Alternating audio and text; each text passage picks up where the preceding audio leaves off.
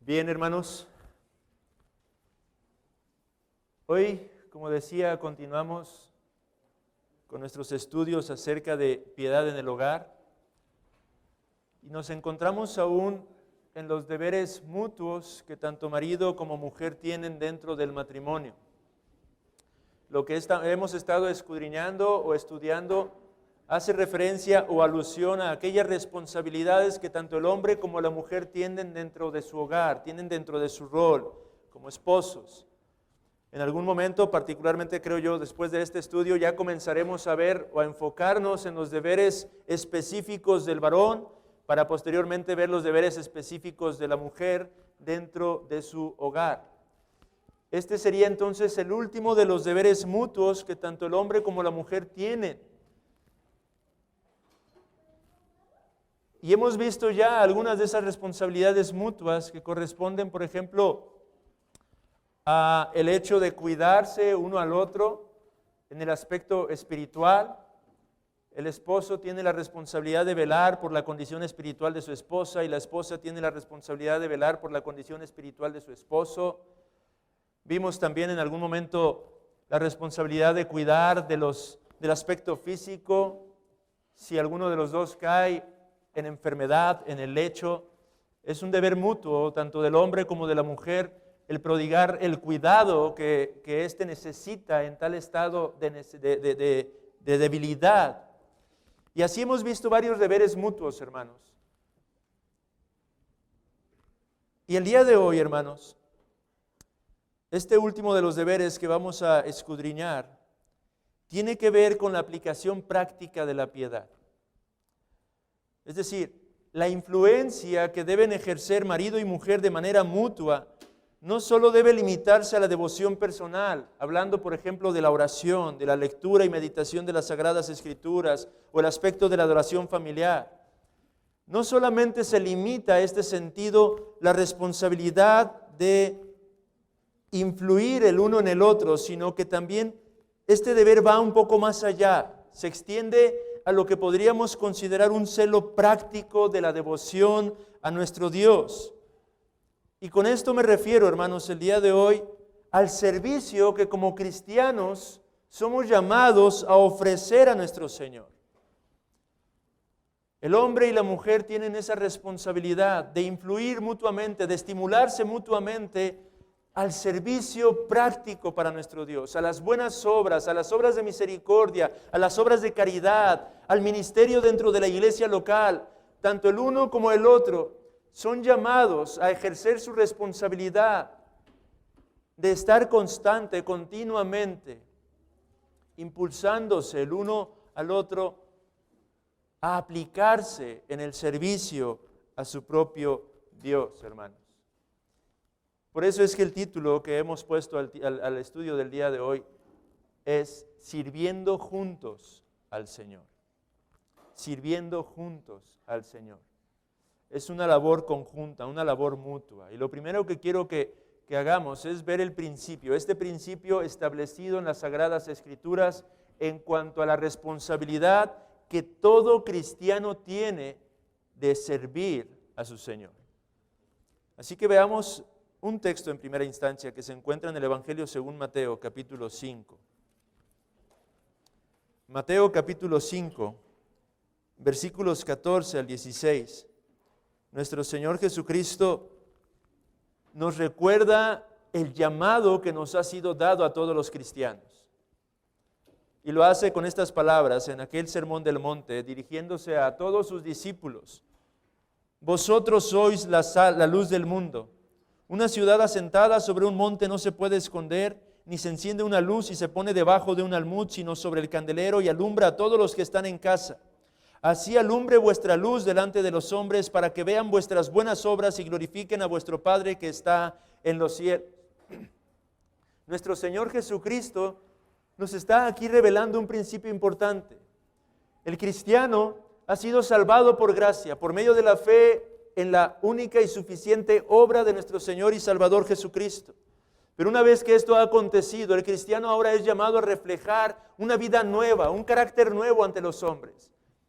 Nosotros, por medio de nuestro testimonio, de nuestras vidas, somos llamados a ser luz en medio de un mundo que se encuentra en obscuridad. Desde la caída, desde el Edén, el hombre tiende al egoísmo, al egocentrismo, al orgullo, a la vanagloria, pero cuando Cristo viene y hace una obra en nuestros corazones, eso tiene que ir cambiando paulatinamente, progresivamente, hermanos. Y la forma en la que nos conducimos hacia los de afuera puede impactar o va a impactar poderosamente con respecto a la realidad del evangelio que predicamos y que proclamamos. Hace algunas semanas hablábamos de eso en un sermón por la tarde, hermanos. No solamente somos llamados a predicar, a proclamar las buenas nuevas, sino a reflejar por medio de nuestra vida la realidad de lo que el Señor ha hecho en nuestros propios corazones, la forma en la que Él los ha transformado, la forma en la que Él ha cambiado verdaderamente nuestra alma, hermanos. ¿Y cómo es que reflejamos esto de manera práctica? Nuestro Señor dice: así alumbre vuestra luz delante de los hombres para que vean vuestras buenas obras. Para que el mundo pueda recibir testimonio de su servicio, de su nueva conducta, de su misericordia, de su caridad, de su aplicación en el día a día a estas cuestiones que son sumamente prácticas. Así es como nosotros alumbramos en medio de un mundo lleno de obscuridad. De manera que al hablar de las buenas obras, hermanos, estamos hablando de estas obras vivas, obras que son llevadas a cabo por causa del sincero deseo de mostrar nuestro amor para con nuestro Señor, quien nos ha salvado, en obediencia a su palabra y buscando solamente su gloria. Obras que evidencian el carácter de Cristo y testifican de la vida de Dios en el alma de un hombre, hermanos. Tomaba una cita de Charles Spurgeon que dice de la siguiente manera: cuando se predica con vidas santas, se predica con vida. Y más aún, redarguía mi corazón porque decía: el ministerio más eficaz desde un púlpito es aquel que se apoya en la piedad desde la banca. Esta es la realidad, hermanos, y no solamente para los ministros, sino para todo cristiano. Cuando nosotros testificamos acerca de la obra de salvación que en Cristo toda alma puede llegar a obtener, este testimonio se vuelve eficaz cuando va modelado por nuestra vida de piedad, cuando va modelado por nuestra vida de misericordia para con nuestro prójimo, hermanos, cuando va modelado de una vida de servicio a nuestro Señor, hermanos. Dice también Spurgeon: una vida santa es una gran obra misionera. Son más las moscas que son atrapadas por causa de la miel que por causa del vinagre, dice Spurgeon. ¿Qué quería decir con esto, Spurgeon? Que no solamente se trata de ser celosos de buenas obras, sino de hacerlas por medio de un carácter piadoso, por medio de una verdadera manifestación práctica de nuestra misericordia hacia con el prójimo, hermanos. No estamos hablando de mero activismo en este caso, estamos hablando de la realidad de las obras vivas que Dios por medio de sus escogidos lleva a cabo en este mundo caído, hermanos.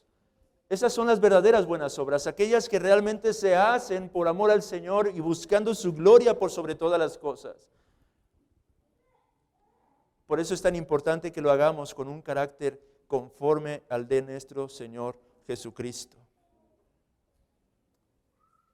Lo decía Santiago de una manera también muy práctica. En Santiago 2, versículos 14 al 17, vayamos a este otro texto.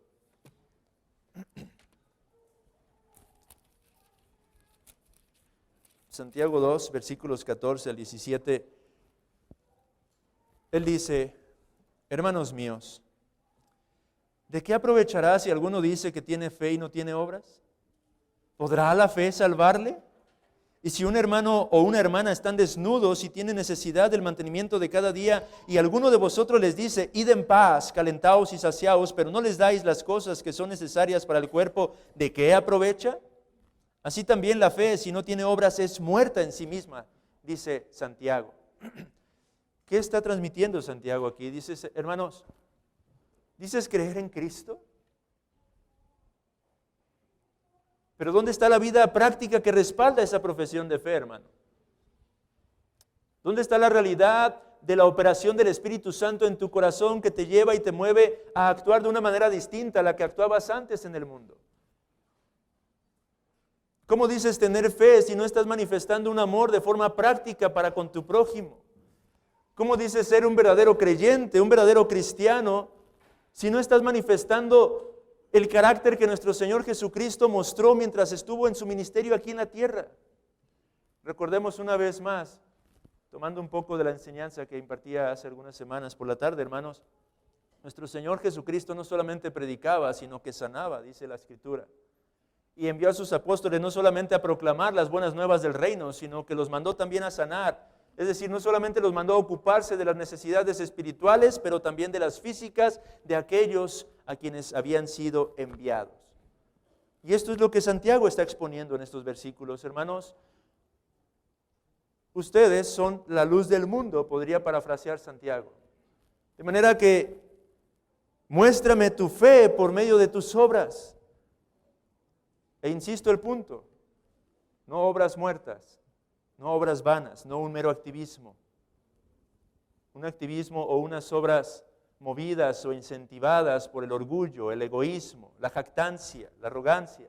No, las obras que son producidas, originadas por el Espíritu del Señor en el corazón de los hombres, que buscan la gloria de Dios, que buscan el avance del reino, que buscan dar a conocer a aquel que nos llamó de las tinieblas a su gloriosa y preciosa luz admirable, hermanos.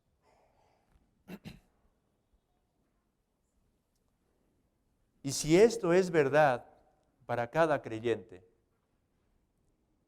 entonces es verdad para el matrimonio conformado por dos creyentes. En Hebreos, vayamos a Hebreos, un texto más, capítulo 10, versículos 23 al 24. El autor de los Hebreos está haciendo esta exhortación a los creyentes. Mantengamos firme sin fluctuar la profesión de nuestra esperanza, porque fiel es el que prometió. Y considerémonos unos a otros para estimularnos ¿al qué? Al amor y a las buenas obras. Observe lo que está haciendo el autor de la carta a los Hebreos. Él está haciendo esta exhortación de forma práctica a todo creyente, diciendo, recuerda la esperanza que ahora posees en tu corazón. Recuerda que esta vida es algo pasajero. Recuerda que tú y yo nos dirigimos hacia una patria celestial. Recuerda que tú y yo estamos aquí solamente de paso. Recuerda que tú y yo, en virtud de esa esperanza, ahora podemos proclamar estas realidades eternas. Tenemos la seguridad, tenemos la certeza de que un buen día Cristo, quien prometió tomarnos y llevarnos para consigo por todos los siglos, lo cumplirá perfectamente. Y a la luz de ello, entonces, mantén tu mirada puesta en las cosas eternas y considérense unos a otros, estimulándose al amor y a la práctica de las buenas obras. Y esto es una realidad que se cumple dentro del ámbito de la esfera de la iglesia local. Los cristianos somos llamados a estimularnos unos a otros a vivir de una manera que reflejemos el amor de nuestro Creador por medio de las buenas obras.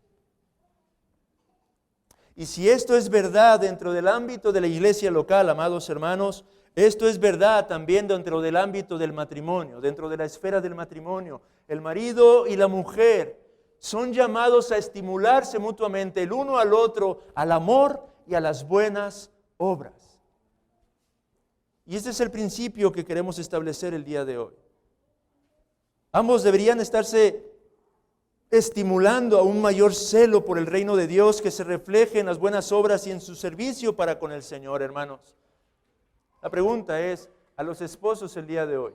Bueno, podría hacerla toda la iglesia, todos los cristianos a la luz del principio. ¿Nos estamos estimulando al amor y a las buenas obras? ¿Nos estamos animando a poner en práctica este aspecto tan importante de nuestro llamado? Hermano, ¿estás incentivando a tu esposa? Hermana, ¿estás incentivando a tu esposo, estimulando a tu esposo, a tu esposa al amor y a las buenas obras? ¿Al servicio al Señor? ¿Al vivir recordando que no estamos en este mundo sino solamente de paso? Y que todo lo que hacemos aquí tiene un impacto allá en la eternidad. Es el principio establecido entonces en primer lugar, y es el primer punto que quería desarrollar. Pero ahora veamos el principio ilustrado en el ámbito de la esfera matrimonial. Y vamos a verlo por un texto que es hermoso, hermanos. Vayan al segundo libro de los Reyes. En su capítulo 4.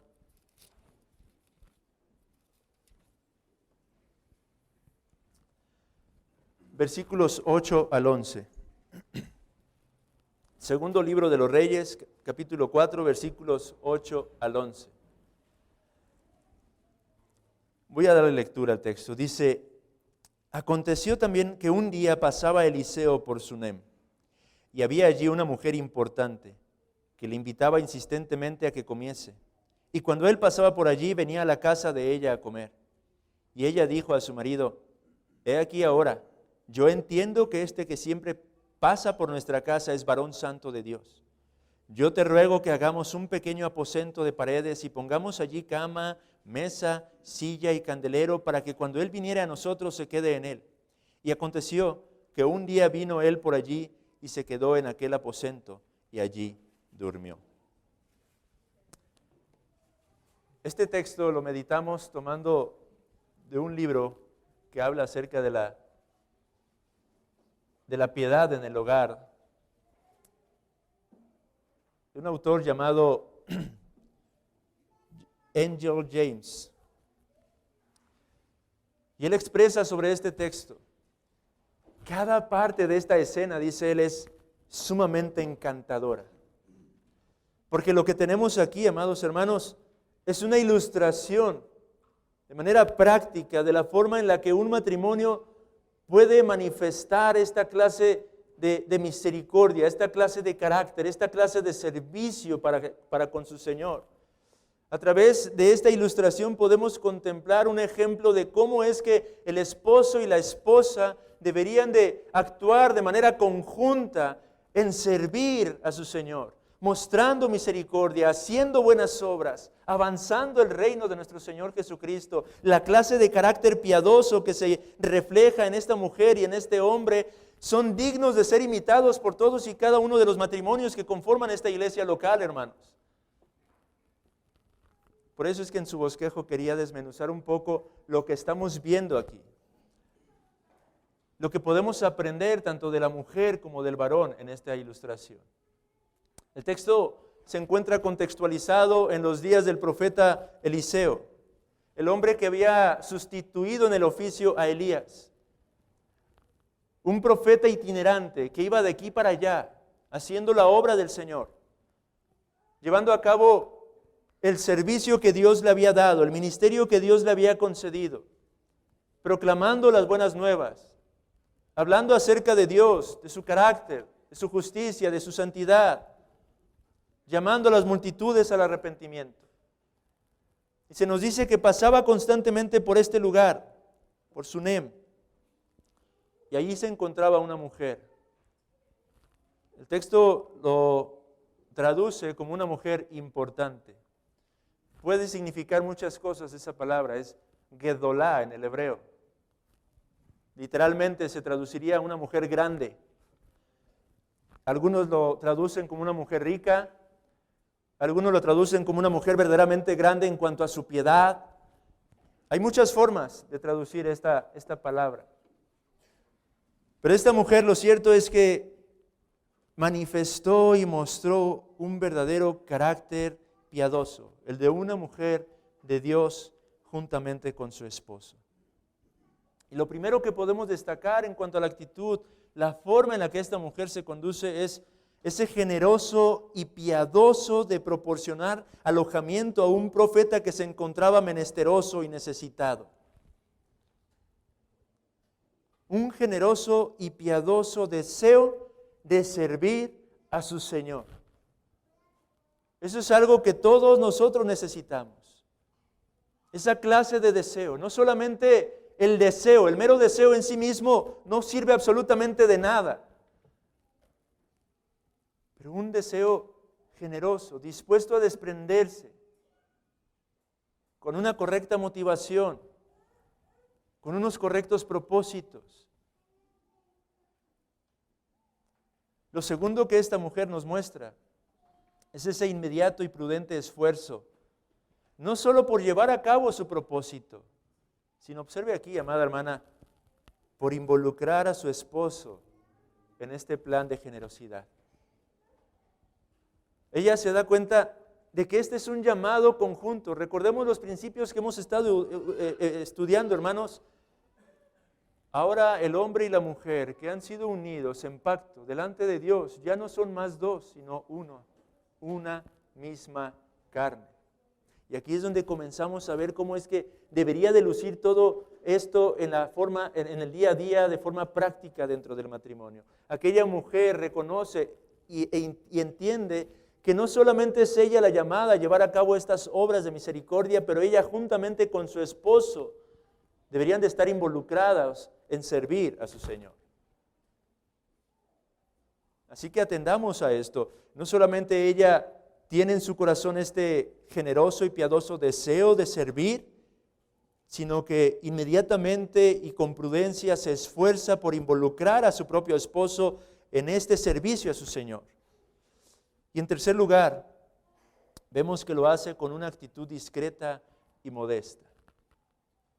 Pues ella reconoce su propio papel y no actúa sin el permiso de su esposo. Aquí vemos también, hermanos, cómo se empiezan a manifestar todas estas cualidades que hemos estado estudiando y que seguiremos estudiando con respecto al lugar que tienen tanto el hombre como la mujer dentro de la esfera del matrimonio. Ella discierne, ella entiende, ella sabe, recordemos, es una mujer piadosa, hermanos. Bien podríamos decir que ella, aunque no se nos menciona mucho, más que en este capítulo respecto de su carácter, podría estar ilustrando a la mujer de Proverbios. Aquella mujer virtuosa, que entiende su rol, su papel, que sabe y reconoce que ella es ayuda idónea de su esposo y que tiene que dar lugar a que su esposo también crezca.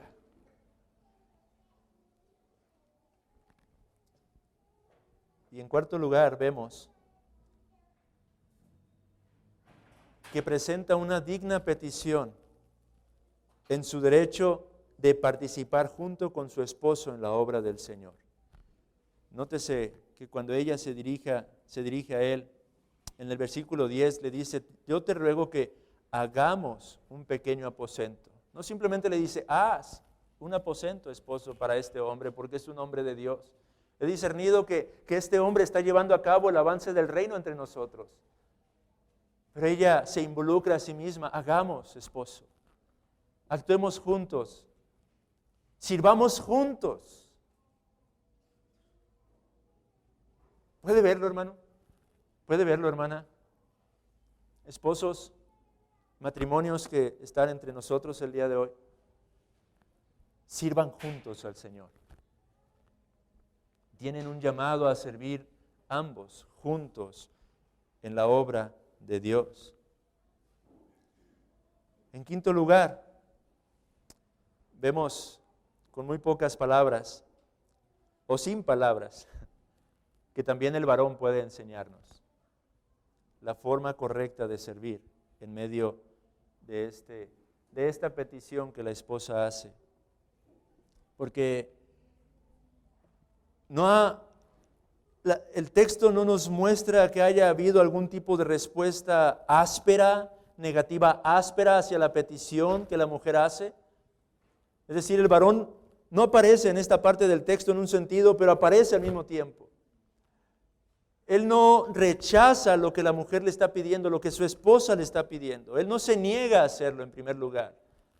En segundo lugar, él no rechaza la propuesta de manera orgullosa o jactanciosa debido a que esta iniciativa no fue originada en su propio corazón. Cuán a menudo tal vez algunos varones en su orgullo, cuando a la esposa se le ocurre alguna buena idea, algún buen plan, tienden a rechazar esta idea por el simple hecho de que no fue originada en su propia mente, en su propio corazón. Pero en el varón no vemos esto, en su esposo no vemos esto. No vemos tampoco ninguna clase de argumento egoísta para rechazarlo por causa de motivos económicos.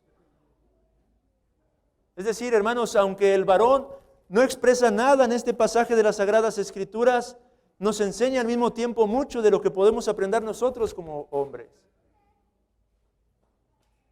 Porque implícitamente se muestra su disposición de verdaderamente llevar a cabo el servicio que Dios está mostrando por medio de su esposa que tienen que cumplir. De manera que cuando vemos todo esto, bien podemos decir, como dice el autor, encantado como debería estarlo todo marido de satisfacer los deseos bondadosos y de apoyar las iniciativas generosas por parte de su esposa en la medida en que la prudencia se lo permitiera, él accedió a ello. Y reflexionemos un poco más. Aquel pequeño aposento fue construido y fue amueblado por esta santa pareja y pronto fue ocupado por el profeta. Por eso es que el autor dice, esta es una escena encantadora. Todo en esta escena es encantador. Porque el texto nos revela que posteriormente Eliseo ocupaba de manera continua ese lugar. Y puse un comentario hecho directamente por el autor ahí en el boletín del día de hoy. Y déjeme leer estas palabras de forma textual. No podemos encontrar en la tierra una escena más hermosa que la de un matrimonio piadoso que emplea su mutua influencia y las horas de su comunión para estimularse el uno al otro a las obras de misericordia y de servicio al Señor. Ni Adán ni Eva en el paraíso, con todo y sus vestiduras puras e inocentes, ocupados en cultivar la vid o en cuidar las rosas de aquel santo jardín, fueron capaces de presentar un espectáculo más interesante que este a los ojos de los ángeles. Fin de la cita. Piense en eso, amado hermano. Aquí vemos entonces este precioso principio ilustrado. Maridos, esposas, somos llamados a ejercer una influencia tanto en el uno como en el otro para ser movidos a una vida práctica de piedad, a una manifestación práctica del amor de Dios que ha sido derramado en nuestros corazones, por el servicio al Señor, por las obras de misericordia, por las obras de caridad. Somos llamados a estimularnos entonces mutuamente y a poner en práctica este principio en conjunto, hermanos.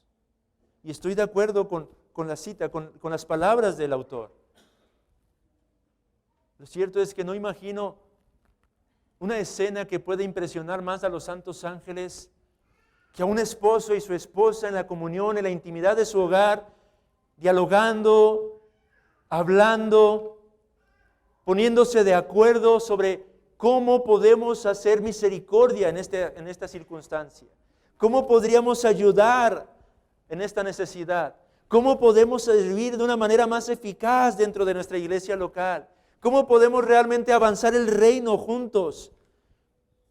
¿Qué puedo hacer yo, esposa? ¿Qué puedo hacer yo, esposo, para poder glorificar a Dios y ser luz y sal en medio de este mundo? Esta clase de pláticas, conversaciones piadosas, de las cuales, aunque no lo sepamos, aunque no seamos conscientes de ello, a menudo los ángeles son testigos. ¿Qué escena tan encantadora encontramos aquí, amados hermanos? ¿Y cómo es que esta escena habla por sí misma a nuestros corazones? ¿Cómo confronta nuestros corazones ante la negligencia que a menudo pudiéramos estar mostrando en cuanto a esta responsabilidad mutua, a este deber mutuo, hermanos?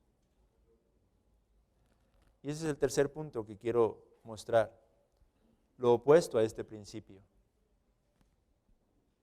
En Miqueas capítulo 6, versículos 6 al 8, dice el profeta: ¿con qué me presentaré ante Jehová y adoraré al Dios Altísimo? ¿Me presentaré ante Él con holocaustos, con becerros de un año? ¿Se agradará a Jehová de millares de carneros o de 10,000 arroyos de aceite? ¿Daré mi primogénito por mi rebelión, el fruto de mis entrañas por el pecado de mi alma? En el contexto, obviamente, Miqueas está exhortando a un pueblo apóstata, un pueblo que se ha apartado, un pueblo que se ha vuelto impío. Y recordemos el significado de la palabra impío. Impío no significa alguien pagano. Impío es uno con apariencia de piedad, pero que niega la eficacia de la misma. Eso es un impío en las Escrituras. Un falso converso, un hombre que puede proclamar a Dios o proclamar a Cristo con sus labios, pero que lo niega con sus actos, con sus hechos, por sus frutos. Eso es un impío. Y Miqueas está exhortando a un pueblo impío, a un pueblo que dice adorar al Señor, a un pueblo que trae ofrenda ante el Señor, a un pueblo que dice estar cumpliendo con las leyes ceremoniales, con los rituales sacramentales, pero que sin embargo en sus día a día manifiesta algo completamente distinto. Por eso es que el versículo 8 termina exhortando: oh hombre, Él te ha declarado lo que es bueno. ¿Y qué pide Jehová de ti? Solamente hacer justicia y amar misericordia y humillarte ante tu Dios. No está diciendo el texto que es por medio de las obras que estos hombres iban a obtener la salvación. El texto está recordándonos lo que Santiago expone al principio cuando leíamos: muéstrame tu fe por tus obras. Si dices que crees en este Dios, muéstralo por medio de las obras, muéstralo por medio de tu misericordia, muéstralo por medio de tu servicio al Señor en sinceridad y buscando su gloria. Eso es lo que está diciendo Miqueas, es lo que está exhortando, de manera que, hablando acerca de aquello que se opone a este principio, en primer lugar, es aquel descuido, aquella indiferencia absoluta, completa, total, con respecto a este llamado que nos ha sido dado. Amados hermanos, matrimonios, ¿estamos descuidando este precioso deber, esta preciosa responsabilidad? ¿Estás procurando ocuparte en el servicio a Dios? Esposo, esposa, ¿estás motivando, estimulando a tu pareja a servir al Señor? Me temo que en ocasiones hacemos lo opuesto. Me temo que en ocasiones cuando el varón está deseando servir al Señor, la mujer se opone. O en ocasiones cuando la mujer desea servir al Señor, el varón es quien se opone.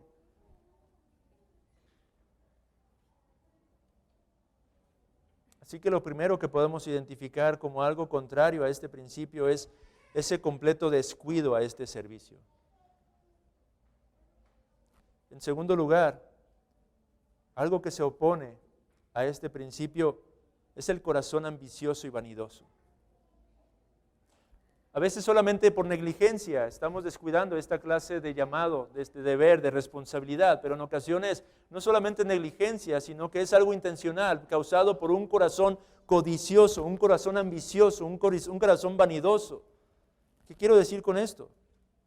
Dice el autor: ¿qué contraste presenta una pareja así, hablando de la mujer de Sunem y su esposo, respecto a las parejas que se encuentran casi en todas partes, cuyas discusiones no consisten en lo que pueden ahorrar de gastos innecesarios a fin de destinarlo a la causa del Señor, sino en lo que pudieran retener de tal responsabilidad para con Dios, con el objeto de despilfarrar en cosas ostentosas o en lujos para la familia?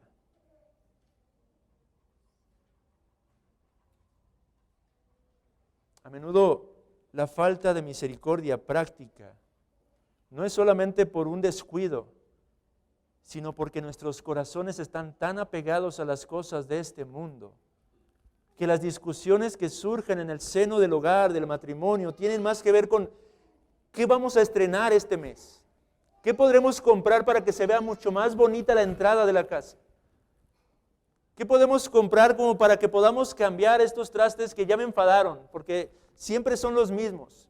¿Por qué no compramos algo más nuevo? A menudo estas son la clase de discusiones que surgen dentro del matrimonio. Cuando lo que debería de estarse discutiendo es, ¿cómo podemos ahorrar un poco más? ¿Qué gastos podríamos evitar? ¿De qué cosas podríamos prescindir? Con tal de que podamos tener un poco más de recurso para el avance del reino. Y no solamente hablamos de cosas materiales, de recurso económico, pero ¿qué hay de nuestro tiempo? ¿En qué cosas podríamos ajustar un poco nuestros horarios como para poder ir juntos como matrimonio y visitar a este hermano, a esta hermana que se encuentra en necesidad? ¿En qué cosas podríamos abstenernos, siendo que somos conscientes de que quizá este hermano está padeciendo o esta hermana está padeciendo? Lo contrario es cuando simplemente estamos pensando, ¿qué haremos el día de hoy? ¿Qué haremos esta semana? ¿Qué haremos este fin de semana para pasárnosla bien? Eso es lícito, hermanos. Es correcto. Esposos, busquen tiempo para llevar a sus esposas y pasar tiempo con ellas, a solas, en comunión. Pero no olvidemos y descuidemos este deber. No caigamos en el error y en el extremo de simplemente estar pensando en nosotros mismos y no en nuestro prójimo.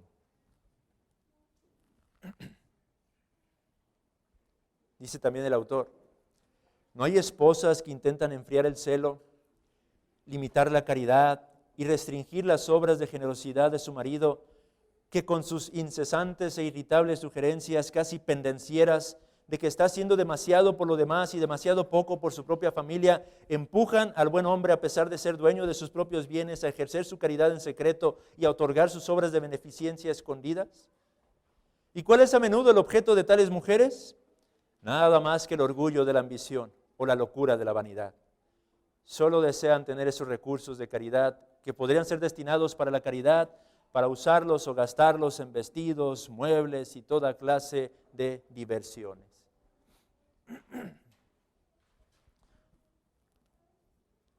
¿Habrá alguna hermana entre nosotros cuyo corazón se incline constantemente a esta clase de vanidades? O esto también se puede decir del varón, que a menudo la esposa desea realmente, sinceramente, generosamente servir al Señor y es su esposo quien la refrena. Esta es la clase de actitud contraria a este principio. Y esto surge de un corazón ambicioso y vanidoso, un corazón que ha dejado de poner su mirada en las cosas eternas. Porque ¿qué dice nuestro Señor en Mateo 6, 19 al 21?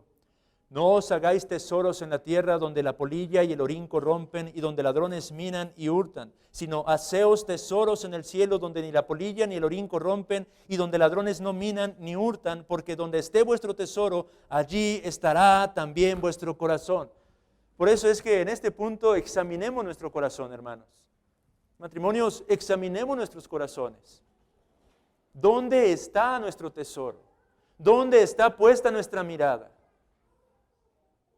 No hagáis tesoros aquí en la tierra, dice el Señor Jesucristo. Más bien haced tesoros allá en los cielos. En otras palabras, caminemos en este mundo con nuestra mirada puesta en la eternidad. Recordemos que estamos aquí solamente de paso, que hay un buen día en el que seremos llamados a rendir cuentas. Que todo esto, absolutamente todas las cosas que vemos que nos rodean, serán consumidas aquí. Así que hagamos tesoros más bien. Acumulemos riquezas allá en la gloria, hermanos. Porque lo cierto es que, aunque no lo mereceríamos en un sentido, aún Cristo ha prometido por su palabra recompensar aún un vaso de agua dado por causa de su gloria en este mundo. Pensemos en la eternidad, hermanos. No estamos diciendo que descuidemos de manera pecaminosa las necesidades en este lado de la eternidad, pero estamos diciendo que pongamos en orden, en el correcto orden, nuestros afectos, nuestros deseos y nuestros afanes. Que seamos hallados pensando por sobre todas las cosas en la eternidad.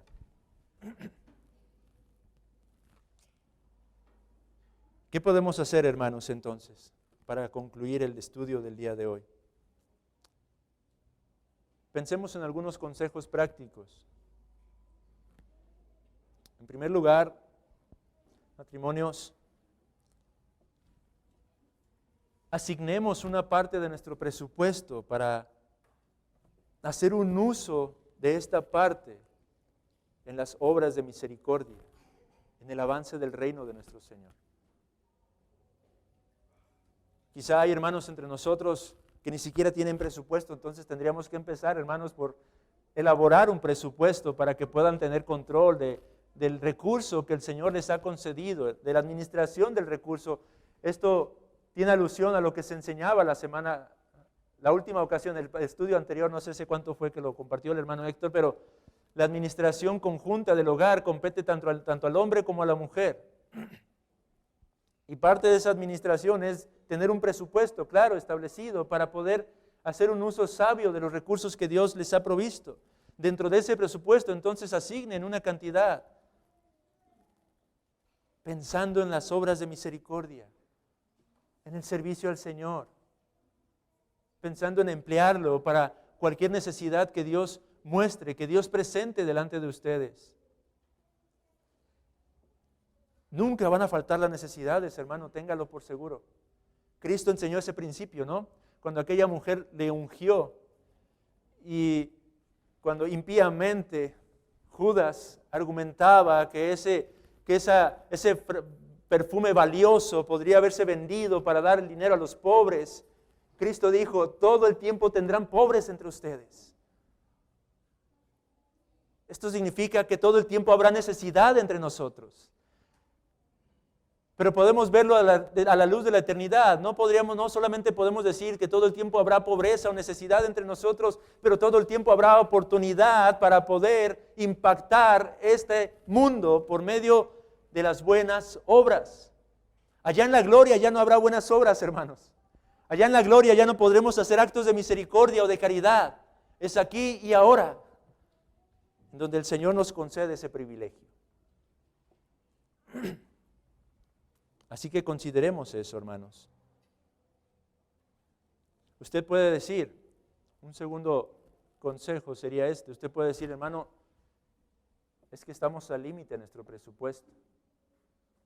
Quizá usted es uno ordenado, uno que sí tiene ya ha comenzado a poner en práctica la palabra del Señor, lo que se nos ha estado exhortando. Usted ya está tomando en sus manos la administración de su hogar, ha desarrollado su presupuesto y en estos momentos piensa: hermano, es que no veo dónde podría o cómo podría establecer un concepto más dentro de mi presupuesto. Bueno, ahorremos.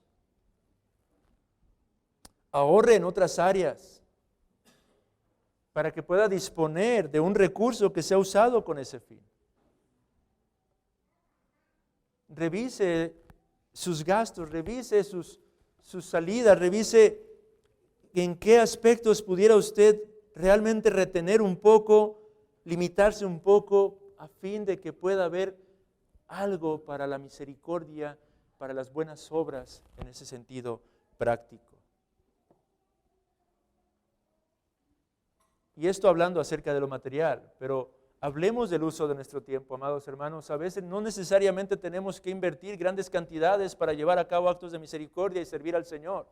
Decía hace un momento, una visita a una familia, una visita a una hermana que se encuentra viuda, que se encuentra soltera, que se encuentra separada.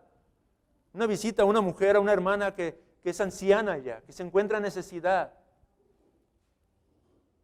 Bueno, revise la administración de su tiempo juntamente con su esposa. Busque en qué día de la semana, en qué horario de la semana usted podría destinarlo para poder ir y ser de bendición. A veces tales hermanas no buscan lo económico, simplemente desean tiempo. Desean compañía.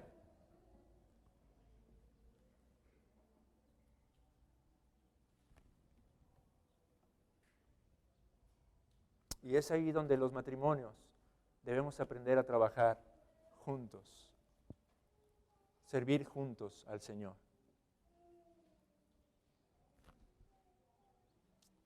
Y déjeme concluir, hermana, tal vez usted, o lo mismo se podría aplicar en un sentido para el esposo,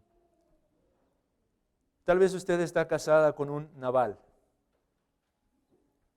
¿Quién es Nabal? ¿Lo recuerdan? Aquel hombre con quien estaba casado Abigail, si no mal recuerdo, una de las mujeres que llegaría a ser esposa de David. Nabal, un necio, su nombre significa eso en el hebreo, necio, un canalla, como lo llama el autor de este comentario. Un hombre cuya naturaleza codiciosa, mezquina y egoísta no se somete a las demandas del Señor para con todo hombre. Porque dicho sea de paso, amigo que estás entre nosotros, tal vez tú puedas decir, bueno, todo eso va enfocado a los hombres, a los cristianos. No es para mí, no. En un sentido, todos somos llamados a practicar la misericordia, aunque debes entender que esa práctica de tu misericordia no te va a dar ninguna clase de favor delante del Señor. No te va a dar mérito alguno como para poder gozar de su presencia y de su comunión eterna. La única forma de que puedas estar a cuentas con Él es por medio del arrepentimiento y la fe en Cristo y en su obra. Las únicas buenas obras que verdaderamente valen delante de Dios para nuestra salvación son las obras perfectas de Cristo nuestro Señor, quien se dio a sí mismo en la cruz para la salvación y la redención de nuestros pecados, y solo por medio de Él tú podrás reconciliarte por toda la eternidad y gozar de vida eterna. Pero quizá, hermana, tú estás con un hombre con una naturaleza como la de Nabal y podrías decir, ¿cómo entonces yo podría llevar a cabo estos actos? ¿Cómo podría servir a mi Señor? Bueno, el autor decía, aquí me veo tentado fuertemente a aplicar el principio de que lo tuyo es mío y lo mío es tuyo. Y con toda libertad podrías hacer un uso de ese recurso. Dice, pero voy a evitar caer en eso, aunque bien estoy inclinado a aconsejar de esta manera a las mujeres. Pero lo que sí puedo recomendar a aquellos hermanos o hermanas que están en tal caso, dice él, es que procures obtener de tu esposo, de tu esposa, de tu esposo principalmente, un recurso extra como para poder llevar a cabo este tipo de obras. Dice, y si no logras obtener un recurso extra de parte de tu esposo, bueno, procura también ahorrar un poco, ser un poco más austera, a fin de que puedas realmente aplicar este principio en tu vida. Que el Señor conceda sabiduría, hermanos, a todos y a cada uno de nosotros, a fin de que podamos crecer en nuestro entendimiento respecto de cómo somos llamados a servir. Matrimonios de esta iglesia local, hermanos, hermanas, sirvamos juntos a nuestro Señor y seamos luz de este mundo por medio de nuestro servicio. Y que de esta manera nuestras familias puedan reflejar más y más la belleza del Evangelio y que esta iglesia también a su vez pueda manifestar tal gloria hacia los de afuera y aún los unos para con los otros, hermanos.